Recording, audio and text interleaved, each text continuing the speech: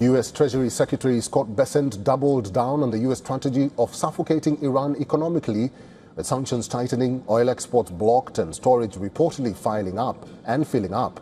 Washington believes Tehran is being pushed to the brink. Bessent also maintains that oil prices could fall later this year once the conflict stabilizes and supply flows resume. But this raises a larger question. Is Iran really the only economy under pressure? Or is the global economy also feeling the squeeze from the same disruption? Because while Iran faces an economic blockade, the impact is clearly global. The shutdown of the Strait of Hormuz has triggered a massive supply shock. The World Bank now expects energy prices to surge by 24% this year, with global oil supply already hitting sharply. The IMF has cut global growth forecasts to 3.1% and warned of rising inflation, highlighting a classic supply shock hitting global economies.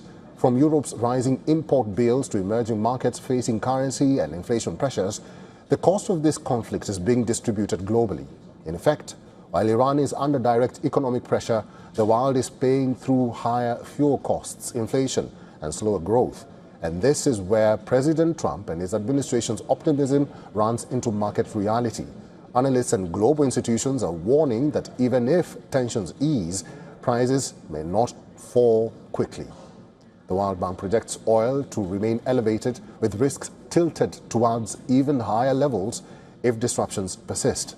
Energy experts say a security premium is now embedded in oil markets, with countries stockpiling supplies and supply chains taking months, even years, to normalize.